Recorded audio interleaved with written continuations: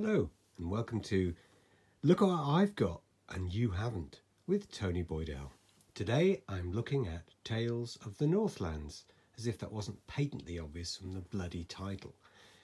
This is by the most excellent Mr. Nick Case, and I played the prototype of this at Con in Portugal earlier in the year, and it was an absolute delight. And at the time I had the biggest score that anybody had ever scored in a game, despite grumbling at the start of the game that there was a bit of it that I thought was a bit unfair in terms of scoring, but I ended up winning by a bloody mile. And then it was subsequently beaten by Mr. Alan Howe. Well, fuck off. I still regard myself as the best player. I'm pretty sure that Nick would have changed some rules between our play and Alan's play so that Alan was able to get a higher score. I'm not bitter, but I'm still the champion. Anyway, I've chucked away the tatty packaging that Nick had put it in because I basically insisted I get it here before the Ross and Y Club tomorrow night, because today's Thursday. And so he basically wrapped it up in as much stuff as he could and then wrapped it round, sent it off, and now it's here. It got here within 2.5 days, which is pretty good considering. So here we go. I am doing this one-handed, and from experience of doing things one-handed, it's always better to be prepared. So this time it's a board game instead of a big pile of Kleenex. But here we go. It's Tales of the Northlands. Now, before I look in this box of things that I've got that you haven't, woohoo, these are the other bits and pieces that came with it. So because I kickstarted it at the ultimate first person to do it within an hour, something or other, early bird bonus, we got these things, the deluxe figures. Now I've got to try and open this now. Oh, look at that. How amazing is that? While we're looking, I'll do that with my super strong thighs.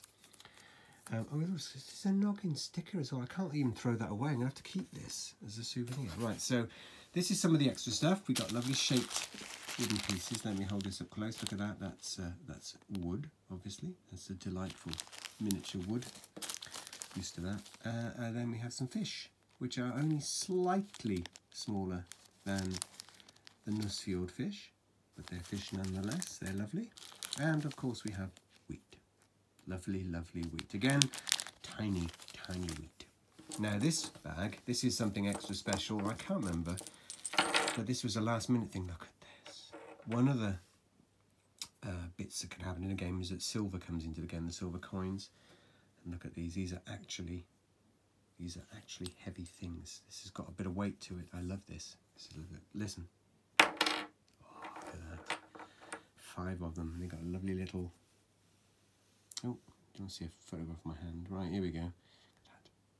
Oh, isn't that King Noggin with a lovely dagger on it?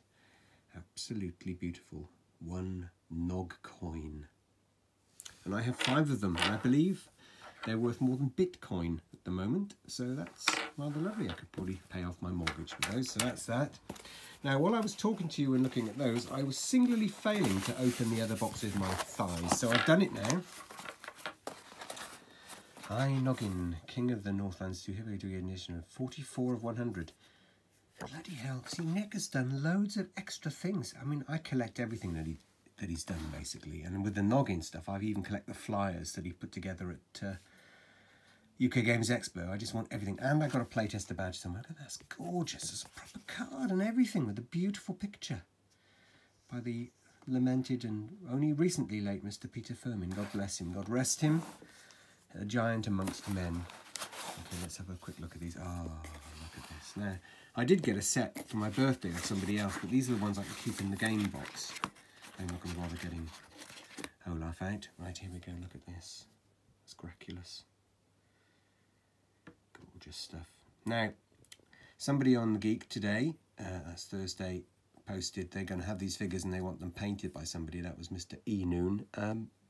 I'm in the same predicament. I need these painted because they are beautiful and I want them to look gorgeous. And I want them, there's Rumpf. I think it's Rumpf. Boo, hiss. Fuck off. Yeah, not bad. Fuck you fucking bastard. Right, there we go. So that, we'll have a look at that some other time. That's gorgeous. So I love the card. Look, just soak that in for a minute. Right, that's enough soaking. Right, they can go over there. I'll sort all those out in a minute. I'll put them in the box, and I'll have to keep the sticker as well because I'm not going to get rid of any of this. This is just the gorgeousness of gorgeousnesses. Right. Tales of the Northlands. Now, Nick did this himself when he got his first production copy, but this is different because this is obviously a punter's copy. So, how to put stickers on, which is useful. I know it sounds daft, but actually, you know, sometimes you end up putting things on the wrong way around. I've done that in the past. Oh, yeah, we go for the pieces, for the fish and the boot. These go in the bag, obviously, because when you go fishing, there is a danger that you could end up getting an old boot, which is nothing at all. And then the stickers for the personalities, who you need as part of your sagas. Okay, and that's how you use them. But of course, I've got those gorgeous figures. So once they're painted, they're going to look beautiful. Now, God, this is a chunky rule book. Oh, let me just smell it as well. Let me just... Oh, just smell that. That's gorgeous. It's just got that lovely sort of inky savouriness to it. Oh, the thing of beauty it is. I'm going to so look forward. I've got to make sure I remember everything for tomorrow night at the Ross and Y Gamers. Oh, it's just gorgeous. The font, of course, if you've watched the Heavy Cardboard interview with Nick, you'll know that the font was produced especially from Mr. Firmin's own handwriting at Mr. Firmin's behest and blessing was given for that, and that's gorgeous. So there is an official font of his text, which is great because I've just literally a couple of weeks ago framed my Eye of the Engine stuff, and I actually have a page of all the names of the towns and villages that he wrote by hand so that we could put them onto the board as well. Didn't turn that one into a font, but that doesn't matter. I've got them forever in places of honour in my household because I absolutely adore Mr. Firmin and small films and everything that Mr. Postgate, Mr. Firmin ever did. There we go, the family game. Let's have a look. Oh, I think Mrs. B's arrived back in her car. She'll probably butt in a minute. There we go, family game. I think the solo rules are around somewhere as well. Oh, look at this cardboard things. There's a nice little glossiness to them actually. It's quite nice that. So we have the mines, we have the buildings, the basic buildings that you start with, and then the new land is quite nice actually to build extra stuff in the end, you know, before the end of the game. The transporting items, more buildings, different phases. Let me just check on the back. Yeah, there we go. The phases are on the back there, upside down. But there you go. Can't have everything. Lovely. Oh, and the board. Look at that. Now I remember we were looking at. Early printouts that Nick had that were just focused. They were slightly out on the proofs on the print of it. Now that is pristine. Isn't it a thing of gorgeousness? This is a big old board when it gets laid out on the table. But that's fine because everything is on the board and it's for you to enjoy and love forever. Oh, there we go. There's the board. Right, there we go. Big marker pieces. I think those are for the characters. We have the cubes. The basic versions of those resources. Oh, stone, of course, is actually the only one that doesn't come with a custom piece. So stone is still a cube. Unless I didn't get that packed in my pack. So there we go. The meeples. These are your workers, your nogs, rather, that you send off to do stuff.